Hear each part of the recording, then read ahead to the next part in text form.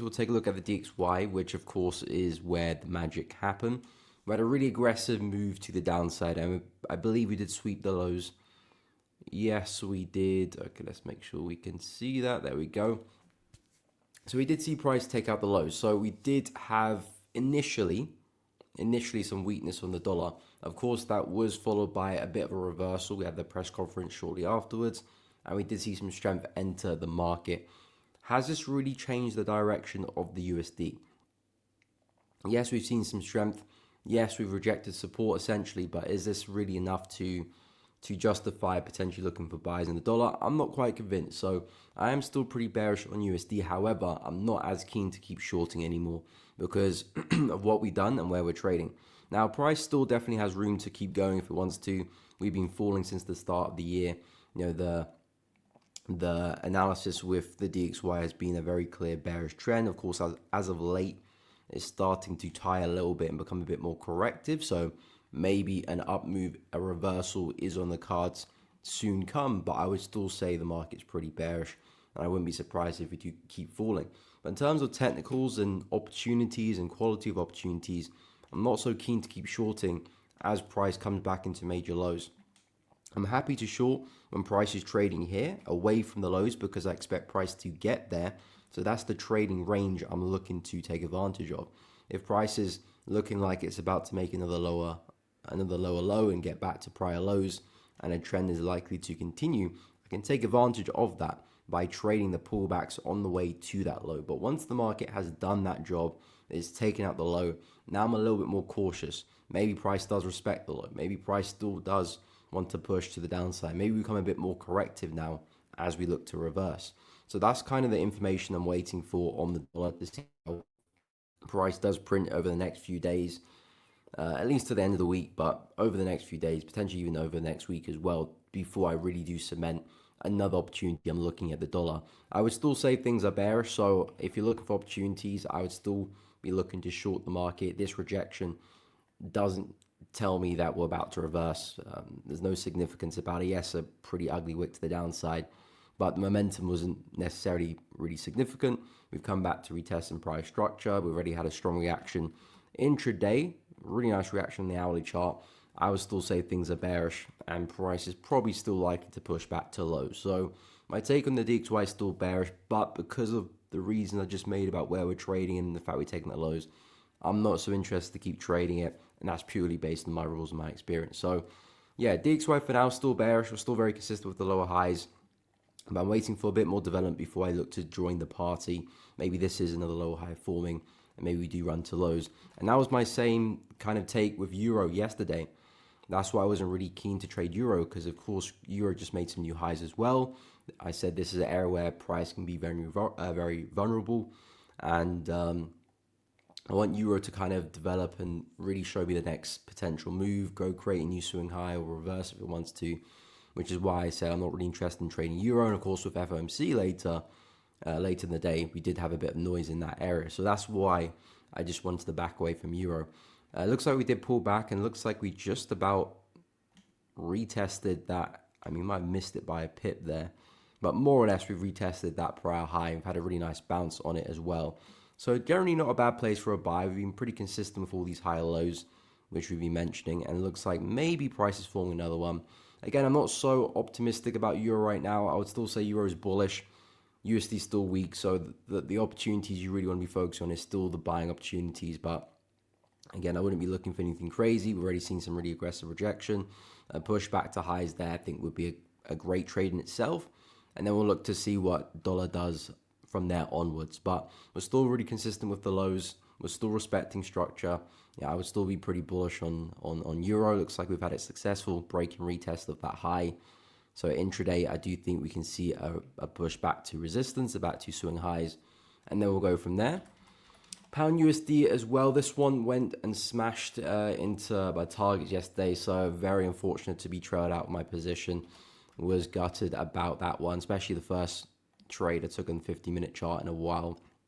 Would have been nice to walk away for winner, but I had an entry here, really nice swing to the upside. I was tagged out on this bearish candle here, unfortunately, literally to the pip, to be honest.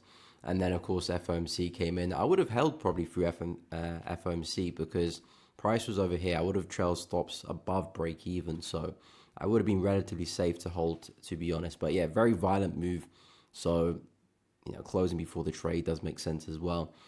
But yeah, it looks like we've had a break and retest again for pound. We've come back into resistance here. And looks like price rejected it too. I was debating looking to get back into the market, but I'm not as keen because price has technically done its job for me, which has come back into the highs here. We just about tapped into the high there. And that's really the plan I was looking at, price pushing back into this level. And since we've done that off the back of FOMC, I'm not so keen with the buys at the moment. And the entry is not really how I like it to be as well. Really aggressive push up, but I was looking for a bit more complex pullback there. So because of that, I have held back again from pound, but on paper it is a decent break and retest. And like I said, as long as price stays above this area, I do still see more upside for pound USD. But again, I would be a bit careful as we approach resistance. You can see a lot of wicks there. There's not a lot of room to work with before maybe price does start to struggle. So be aware of that for pound USD. But again, in terms of direction, pound USD still doing its thing in terms of the bullish momentum, still with the higher lows. This could be another one. Wasn't a big fan of the entry and taking into account what I've seen in the dollar, which is why I've stayed away. But yeah, I'm not seeing any significant selling pressure really, so the bias would remain bullish. Dollar CAD did have a bit of a bounce. We also had CAD interest rates yesterday as well, and that did provide a bit of noise beforehand. Not as much as FOMC, but we did see a bit of noise. I'm still pretty bearish on dollar CAD. I was hoping for a bigger push to the upside. I said if price can maybe push to this supply zone, that could be an area where maybe another lower high does form. And price does go for a nice swing to the downside. So you got one high there, another lower high, then the next one, lovely head and shoulder pattern, looking for the next kind of lower high in that sequence. If I don't get that, it's not the end of the world because I am still keeping a very close eye on the break of this support level. I'm very bearish on dollar CAD. I still do think we can head back to the lows here. So there's still a lot of distance to be traveled, still a lot of opportunity to be taken advantage of. And really, if we can get a break of that support level, that's where I'm really interested, looking for pullbacks on the way down, whether the break and retest or whether I have to drop to the 15-minute chart to look for some shallow pullbacks along the way if momentum is very strong. I'm happy to do both. But yeah, I was looking for a bit more upside, not quite convinced. I mean, I do like how corrective price was, but the wicks there just make things a bit awkward. So I'm not so keen about to jump into anything. I mean, you can probably debate maybe a strong break of that counter trend line. That could be an entry in itself and stops above the high. But we're not really trading in an area of significance. That gets me excited about this opportunity. So yeah, I'm not really seeing much there. But I am very bearish on dollar CAD. It's definitely a pair I'm keeping a close eye on. Just not quite ready for me to be looking for entries just yet. As for Aussie dollar, interesting one as well. Came back to retest the prior high there too. Nice rejection. I don't actually mind some buys in Aussie dollar, but for an entry, I kind of want price to push away, come back, retest the lows, and then get the trade. Something like that, I might be interested in taking some buys, just because we've had a bit more of a convincing breakout now. But only in those conditions would I favor the buy, because I still think Aussie dollar is a little bit tired, especially if you look at the higher time frame. This is not necessarily your healthy trend. I mean, you could argue this is pretty healthy, momentum's good. So yeah, there is some nice momentum there, but I'm not the biggest fan of Aussie dollar. But if I can get a solid entry setup at that high, this is a significant level of support now, and this will be a fairly significant level of demand, brief consolidation, really powerful breakout. We've come back to retest that. So depending how things set up, I might entertain a buy there. But that probably will take a day or two to form. New Zealand dollar, very interesting. Do we have NZD interest rates? I think I missed that, because NZD is insanely weak.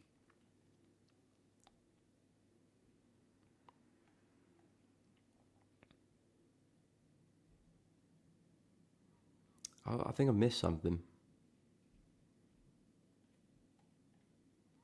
because I'm looking at the calendar and I can't see any NZD news, unless I'm just blind.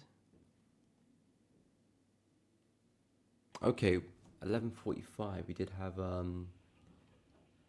GDP growth rate.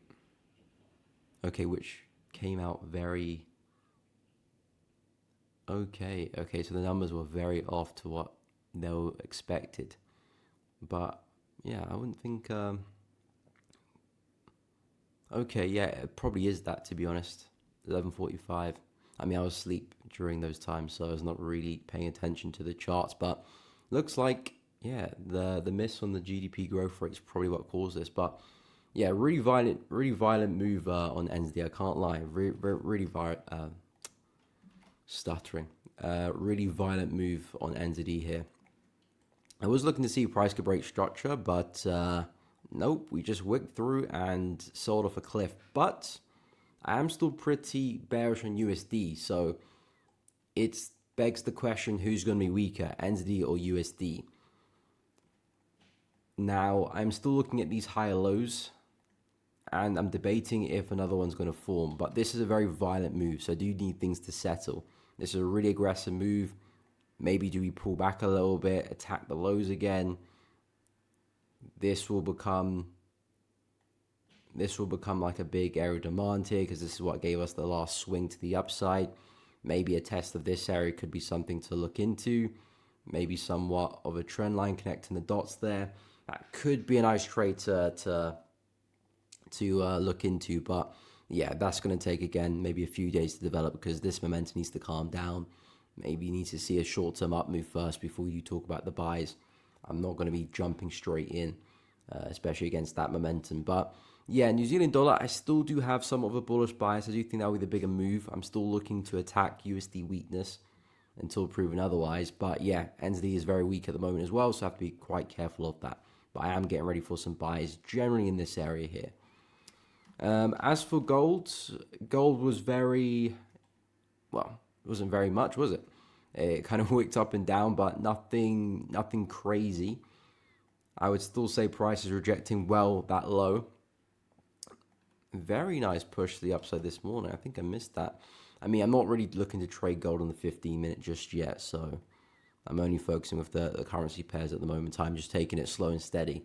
But I like the way price is moving, creating these lower lows, dipped into this area, and really nice reaction this morning. But yeah, it looks to me that this demand zone, again, is functioning and holding price pretty well. Really aggressive move, yeah, not yesterday or Monday. And this looks like a really corrective pullback. I know we've got some wicks to the upside and things look a little bit extravagant, but this looks like a healthy pullback. Momentum is still very much up with the buyers with gold at the moment, so I wouldn't be looking at any selling ideas until maybe price breaks the low here. Then yeah, I would contemplate some sales there, but that's not the case. And this morning, a really aggressive wick to the downside in a very significant zone. So this looks to me that gold could be ready for another swing back to highs. And maybe we're going to attack 37.50, the next big psychological level. So yeah, I would be pretty bullish on gold. And in terms of silver likewise as well. I like the candle this morning. Of course, coming back into a similar range. Lovely consolidation. Nice break to the upside.